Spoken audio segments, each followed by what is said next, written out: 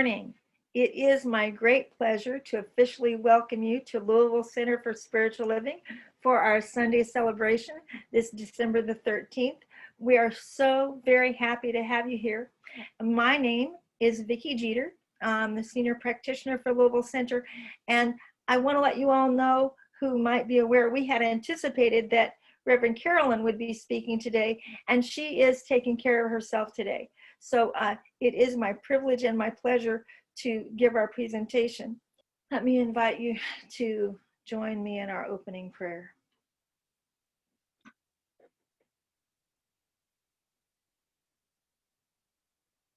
Where first, it is our practice to pause and breathe the essence of Spirit itself that is always with us, allowing breath, the breath of life, to create the space and the clarity to allow for the invitation of our knowledge of the presence of Spirit, yes, but also, most clearly, our full presence to Spirit. Spirit is ever awaiting these opportunities, and it is for us to turn our attention to it. And so, with great, great joy, I open this time for Louisville Center of Spiritual Living. This beautiful, beautiful Sunday morning in the Christmas holiday season, to give and receive, to deepen in our receptivity and our individual and shared spiritual practices. And I know that all who are present here and all who listen in the future are given and receiving what is theirs. Thank you, presence of life. With the heart of a child at Christmas time, I uplift it and release it into the law that simply says, yes, my pleasure. And so I let it be, and so it is. So it is. Okay. And that takes us to our sacred reading. That would be me. All right. In 1966, when Dionne Warwick first recorded What the World Needs Now, we were at war in Vietnam, and the world did indeed need love, sweet love. Now, 54 years later, we need even more as we fight a war with an invisible enemy. And there's not just a few countries involved in today's war.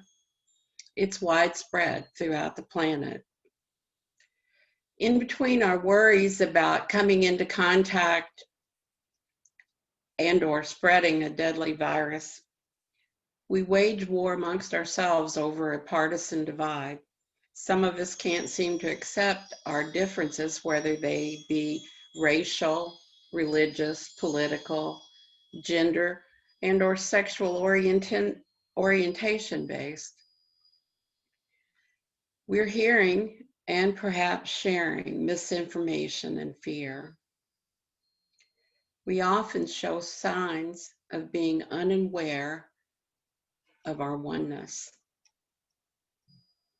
Ernest Holmes said, "In the peace of God, I feel the love of a holy presence. In this consciousness of love, all sense of fear slips away. I see good in everything.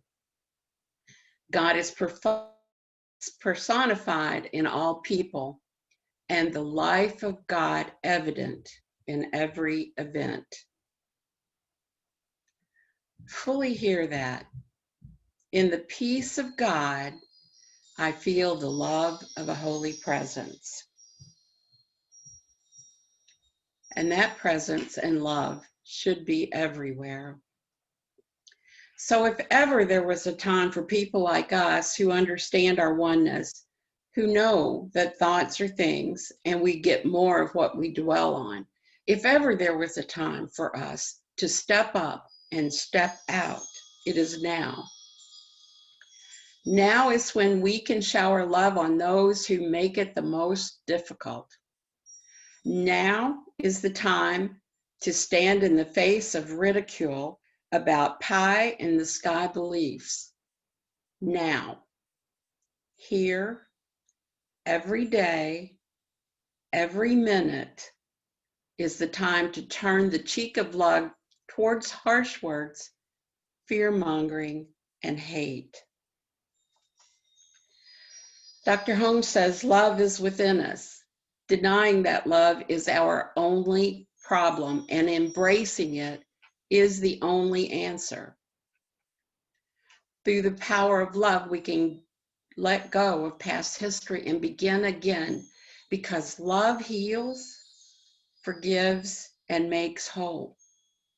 We absolutely and resolutely must change, and we must be the change we know is coming.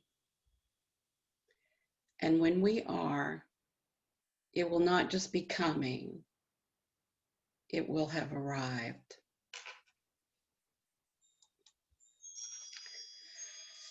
In November, we did a gratitude exercise for the month. You might remember. We said, I am so grateful. I am so grateful for, and then we named what we were doing the exercise for, or spreading the gratitude to. Now in December, we're going to do a love exercise.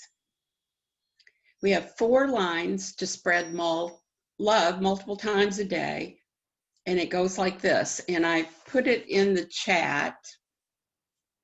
If you click on your chat button and open it up, it's there written out for you. But it goes like this. In this moment, I feel love in abundance. I feel this love rushing to me and surrounding me now.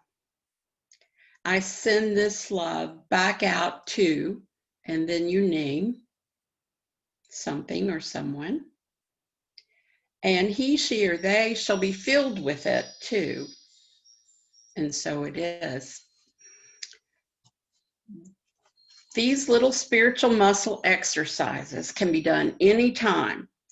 They can be directed to anyone or anything. They can be directed to someone you know or someone you don't know, or an entity such as our center or a business. Anything, anyone, anytime.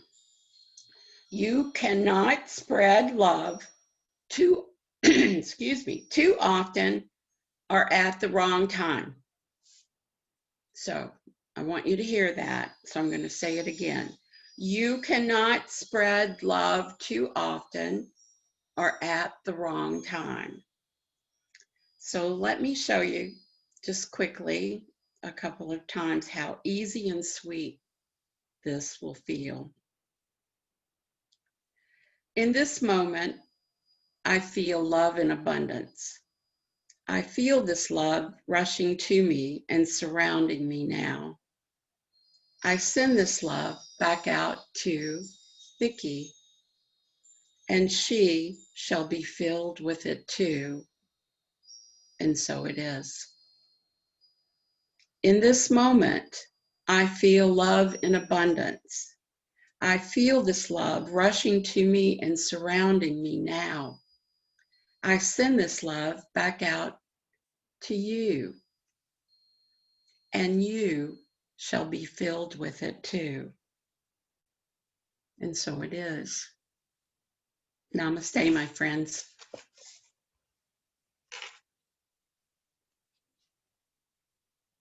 Thank you.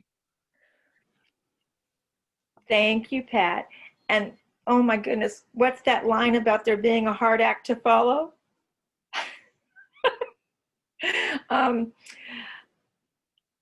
And I just want to share with you all, I'm sure you could feel that that is so meditative And there's a reason why Miss Pat offered us that as our opening. And we have another little special something happening during meditation time, which is going to be so augmented. I'm so thrilled. So launching into our presentation for today, the national theme for this month, you all might recall, is celebrating divine truth. And the theme for this week is preparing the way. So then one naturally says, well, preparing the way for what? Spiritually, in honor of the significance of the Christmas season, they're referring to preparing the way for the Christ consciousness and the renewal of the Christ at Christmas time. And this is an essential part of our spiritual growth process through our practices of affirmative prayer and meditation and visioning, that opening to that potential to receive the experience of Christ consciousness. That's the actual experience of our oneness with each other and with all that is. And so that's an ongoing, expansive, larger picture of what preparing the way is about. And what's also true is that preparing the way is a natural aspect of the overall creative process. And pardon me, for the past couple of weeks, most of you, I think, have been here, and you'll remember that we've been talking about various aspects of the creative process, the importance of receptivity in the giving and receiving, and the relationship between gratitude and thanksgiving. These are things that Reverend Cindy talked to us about when she was here. And then in consciousness, there is waking consciousness and creative consciousness that we use overtly in our power of choice and in our prayer processes. And then there is unconsciousness, which is the shadow aspects that we learned about last week from Louise Talon. And these are all part of the overall creative process, and it's always moving from phase to phase in transitions. And also last week, Reverend Cindy taught us about, are you ready to receive as a part of the creative process? And this is where preparing the way comes in. So take a breath. And Pat really primed the pump, and I'm having this personal experience, and I'm sure, I hope you did too, when she invited you to take all that in, what that love that she offered each and every one of us. Take a breath and feel yourself expanding inside, and ask yourself, am I ready to receive? And of course, the RURTR, that is the acronym, if you will, for the 5 steps of treatment: recognition, unification, realization, thanksgiving, and release. To remember that when you're walking through, when you're wanting to consciously co-create, you stop and remember to say, am I ready to receive? And then as you're sitting there, then comes in the question, what do I need to do to prepare the way to receive? And I have a couple of examples of this. We're going to look at this in human terms, and we're going to look at it more purely spiritually. I have a few slides to share with you that National created that are awesome, and that'll be wrapping up the talk. But in actual application, just take a moment to consider, when you set your mind to creating something new, and I don't necessarily mean something you've never even had before. It could be baking a batch of cookies, or it could be working in a guy's workshop, and you're gonna maybe do some wood burning or build a piece of furniture. When you go to start a project, I know for myself, when I was young, both of my parents taught me how to cook.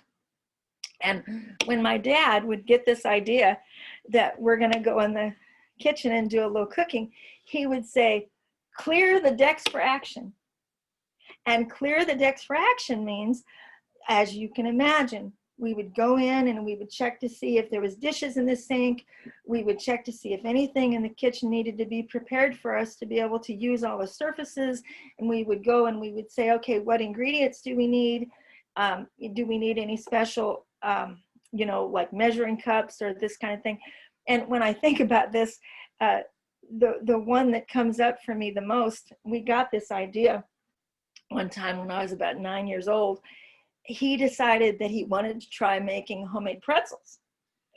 But when he read the recipe, what he had in mind was the little crunchy pretzels with the, that you get like rolled gold.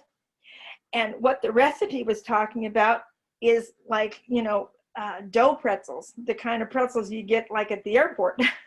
And so we kept expecting at some point this recipe would get smaller and smaller, and then we'd bake them and they'd be little hard pretzels, and it actually ended up getting bigger and bigger. So that's quite a memory for me, because we kept trying to be prepared and we just didn't know what we were preparing for. And then the other example that I wanted to give you that really speaks to some of the deeper spiritual practice pieces of this, and understanding that there are different rhythms and synchronies to how the phases of creation will come through. And each one of them has each phase, and some of them are short in how long they go before they change, and some of them are longer. So something like cooking, that's pretty short term. You move through all the phases and ultimately you've got your dinner or your pretzels or whatever. And a long-term example, my arriving here in Louisville was really a long-term preparing the way. It was actually 2 years. I began preparing the way to get here and go full-time as a practitioner 2 years before it fully manifested. And that involved several things that I can identify where I was consciously preparing the way. I was every day treating and meditating. And at that time, I have to say, I did not yet know about the visioning process. So I wasn't actually doing the visioning process. Had I been, who knows what else would have manifested along with my getting here.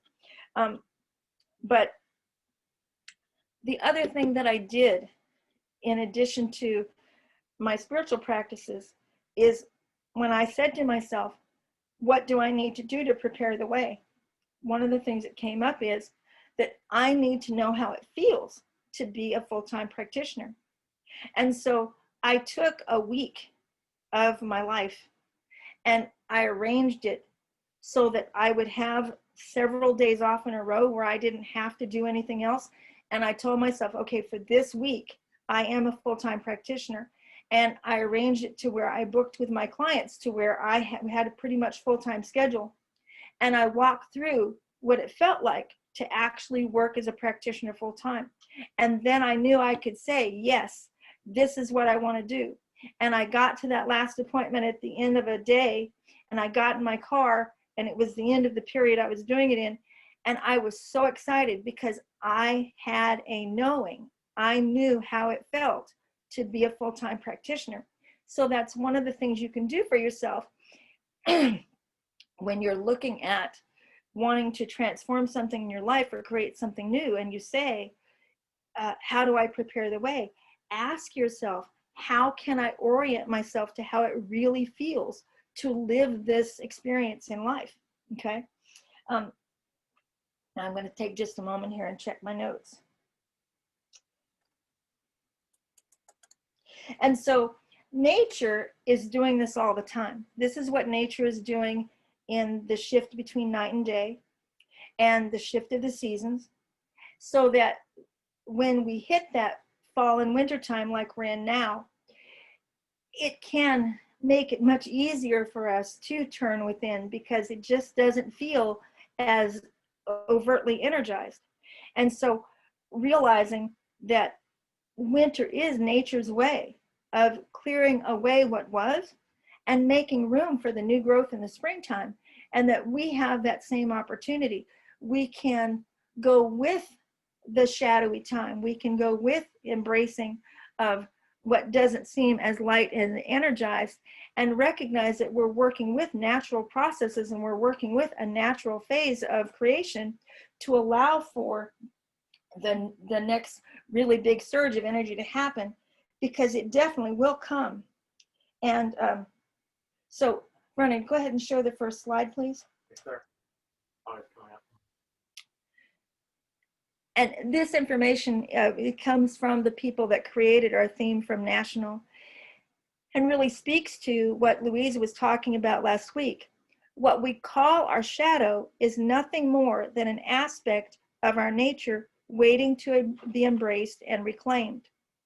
And just one aspect that I'd like to offer here, what's also true is the shadow contains not just the difficult things, but the shadow contains those aspects of ourselves that we haven't quite yet been able to believe is possible for us. Such at one time, say when I was first introduced to the science of mind, it would have been in my positive shadow. If someone had told me, you know, one day I'll be doing this, one day I'll be a ministerial student, I would have stood back and my eyes would have gotten as big as saucers, and I wouldn't quite have been able to go there.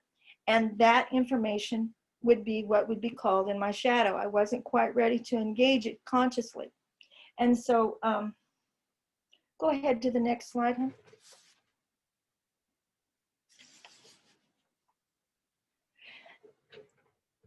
And so Ernest Holmes really encouraged us to realize that we are already all that we need to be in order to affect the kinds of atmospheres that Pat was speaking to, and the kinds of atmospheres that we're reaching for now as the whole earth is in a very shadowy time. Ernest says, wake up. Your word is all powerful. Your consciousness is one with omnipresence. Your thought is infinite. Your destiny is eternal. And your home is everlasting heaven. Realize the truth. I am living in a perfect universe. It always was perfect and always will be perfect. And there, of course, he is referring to the operation of law. Law is always manifesting at the level of the highest possible good. And to the extent that we cultivate the atmosphere, such as through Pat's process and through the processes that Louise gave us last week, you know, it's a balance. We clear out some shadow and then we bring in the love. This is how we do this. And so collectively, I just want to touch on this briefly because we have an opportunity coming up in the World Peace Meditation over December 31st, which we'll talk a little bit more about in the announcements. But collectively, go ahead and switch to the next slide. There is now research that backs up our knowing that when we cultivate these spiritual atmospheres together, that the collective effect of it does change the world. And this information that you see here comes from the Maharishi website. Maharishi was the one who founded Transcendental Meditation, and that community has done actual scientific research that you can go there and you can see the research that they've done that validates that when people consistently come together in like-mindedness and unity and love and unconditional compassion, it does actually change the vibration of the world and thusly what's happening in the world. I don't know that I'm going to concern myself with reading the whole slide. It just talks about what I just said there. And so now, go ahead and take the slide off, but don't go to the next one, please.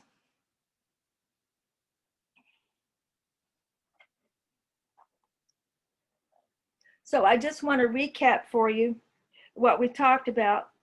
When you go to engage something you want to transform or something that you want to create new, start by remembering to prepare the way. And you can begin that process by, when you think about what you want to create or what you want to experience in your life, ask yourself, am I ready to receive? And listen to what you get back. And then ask yourself, What do I need to do to prepare the way? And once you've done that and you're engaging in that process, along with that, ask yourself in what you get back, do I have any shadow to clear? Do I have any archaic beliefs or fears to clear in order to make more room in my mental equivalent of what I'm able to receive for myself? And then finally, consistently engaging in your practices of affirmative prayer or prayer in your understanding, meditation, and the visioning process. And if anyone would like a refresher on the visioning process, don't hesitate to let me know. It is definitely our triune practice that brings all of this about effortlessly. And with that, if you would do the last slide, Ryan. This is just a little affirmation that brings this to a close.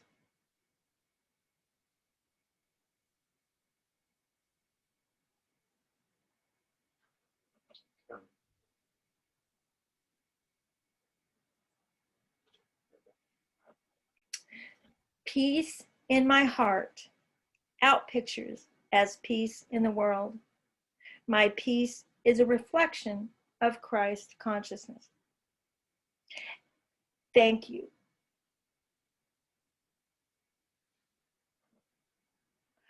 So now we're going to shift into our meditation time, and I am going to do a little guided meditation that has to do with giving and receiving for Christmas. And then after I do the meditation, we're going to move into our sharing time, and Tammy at that point will take the lead of letting you know that she sees you and you'd like to share. But what is special about today, I just want to describe this so that you know, is that for each person that has an opportunity to share, you're going to have an opportunity to give and receive, and you'll know more about that through the meditation. So just know you don't have to do it, but if you would like to, when you open up for sharing, just imagine that we're doing a little gift exchange. And so to begin,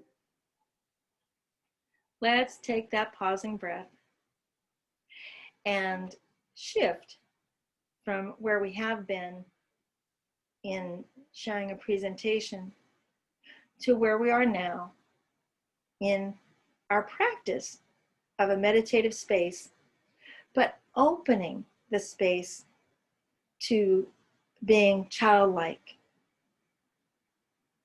LCSL has a tradition at Christmas time of doing like a white elephant exchange, a gift exchange where you just bring a gift that you want to give, and then that you gather them all together and people can choose or trade or whatever they want to do with their gifts. And this is our opportunity to honor that space, knowing that there will come a time when we'll be able to do that again, but that we wouldn't miss that opportunity to give and receive together for the world. It's a part of who we are, and it's a way to express everything that we've been talking about. So give yourselves a moment now, knowing that you're going to have an opportunity to both give and receive. Pick something energetic. It can be whatever sings to your heart, and you simply say, I'm giving forward this for Christmas. And then at the same time, not being concerned with what other people will say, pick what in your heart, and you can think about that now. What in your heart can you imagine would be in this room for you to receive? What do you know would absolutely delight you, your inner child, and your whole life for Christmas?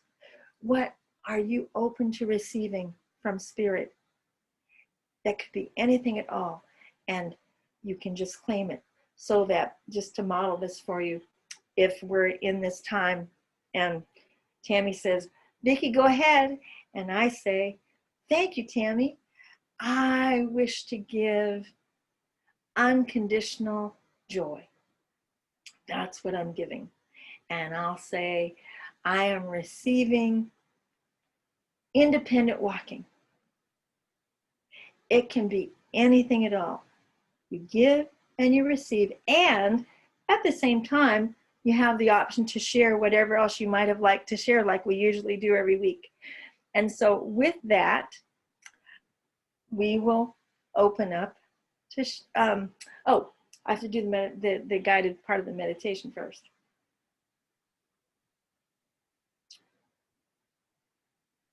So giving yourselves that moment with this in mind.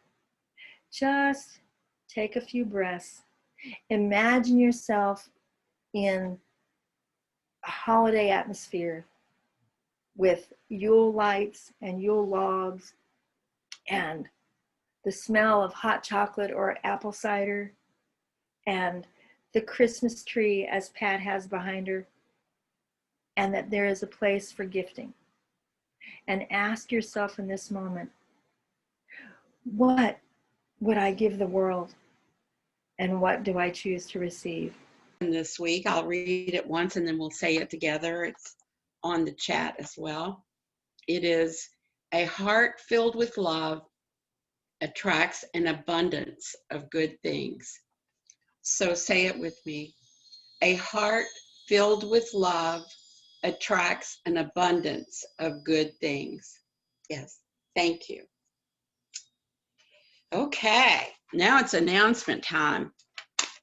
And we're full of them today. All right, first and very important, if you missed last week's announcement and you didn't hear our good news, it's even better this week because it is signed, sealed, and delivered that Reverend Rick McCullum will be joining us as our new spiritual director in 2021 while Carolyn is on her leave. So he will be doing most of the services. We'll still have an occasional guest speaker, but he will also be taking care of administrative and pastoral needs, as well as classes and workshops and things like that. So 2021 for us is going to be spectacular. So I know you're all happy about that. He'll also be speaking on December 27th to get him going. There's a board meeting Wednesday via Zoom. The same link that you got here will get you to the board meeting, and it is at 4:15. Our board meetings are always open, so join us if you'd like to do that. And we want to remind you that the practitioners have put together a musical service next week because it's Christmas and we want to get you all pumped up for the holiday. And so we have each chosen a song that we love, and we're going to give you a little metaphysical talk about it, very short talk, mostly music. But we wanted you to be here for that because we think it'll be a good thing to just get us going. This is a really early heads up, sort of, but on Monday night, the 21st, you may have heard that it's the winter solstice, and in the southwest horizon, Jupiter and Saturn align for the first time since 1226. That's about 800 years ago. And they will create that bright light that was thought to be the Star of Bethlehem. So we'll remind you again about it next week, but we wanted to put that kind of in your consciousness because since nobody alive today has ever seen it, it would be really nice in this weird year of 2020 that we get out there and see something spectacular. Okay, and the World Peace Meditation is Thursday, December 31st at 7 a.m. And I believe Miss Vicky Jeter has a little more information about that. Thank you, Pat. So some of you have participated in the World Peace Meditation in years past, and it's been dial-in on our regular telebridge like the Saturday call is. This year, I think it's very fitting. We have so much that's transforming and changing.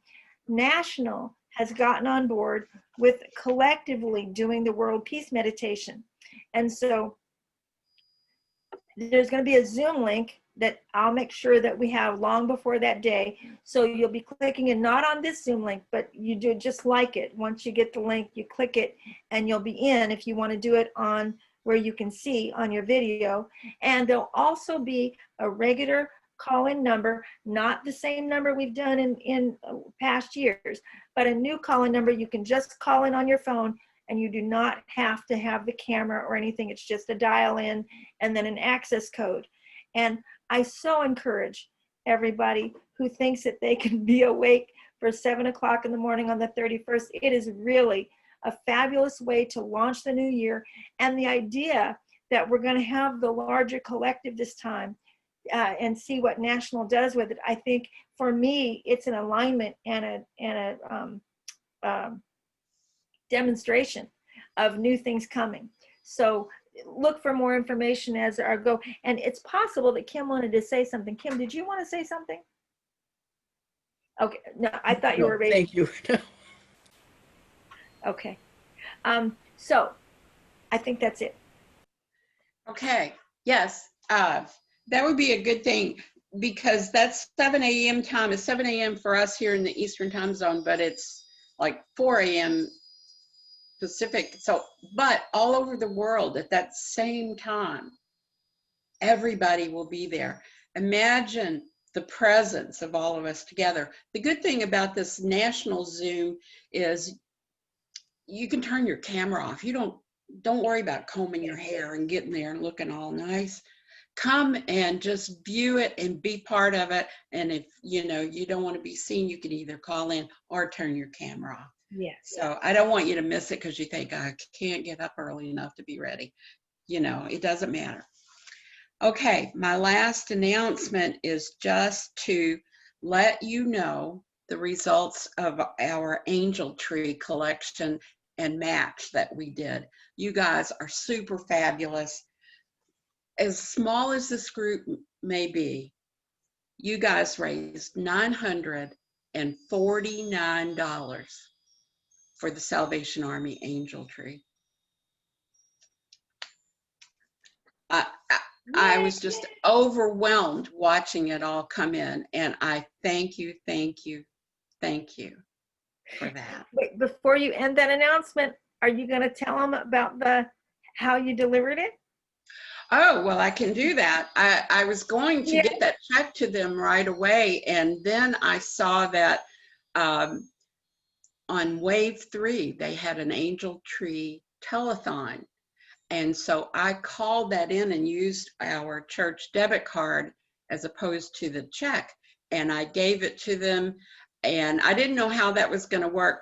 But the guy took my thing and they rang this bell because it was so much. And it was just such a wonderful thing. And I would have told people to watch had I known how it was going to work. But I really didn't, because it was just a spur of the moment thing that I saw the crawl at the bottom of the TV screen during the news. So that was just such good energy for all of us out there. So,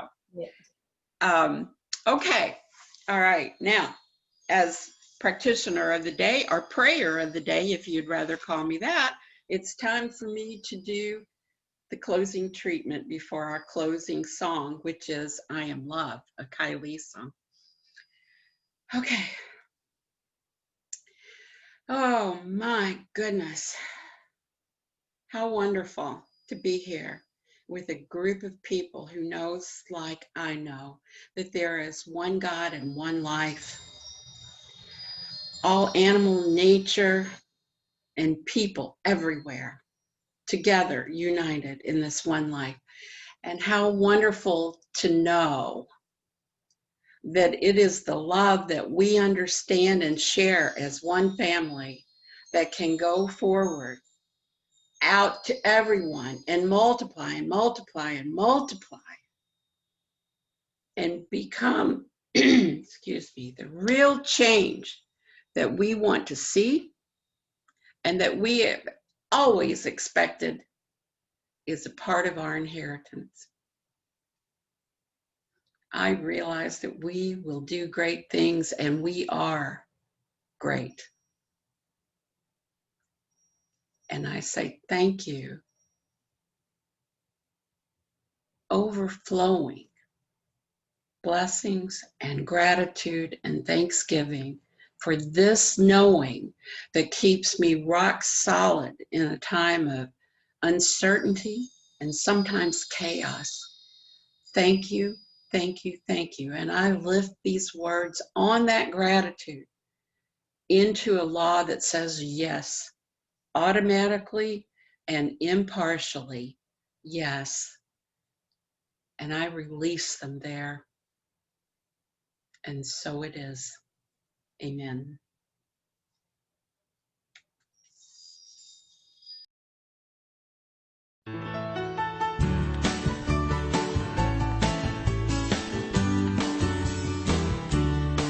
I am peace, I am joy, I am love. I am peace, I am joy, I am love. I am in harmony with everything, it's a part of me. I am peace, I am joy, I am love. You are peace, you are joy, you are love. You are peace, you are joy, you are love. You are in harmony with everything. God is all you see. You are peace, you are joy, you are love. We are peace, we are joy, we are love. We are peace, we are joy, we are love. We are in harmony with everything. God is all we see. We are peace, we are joy, we are love. We are peace, we are joy, we are love.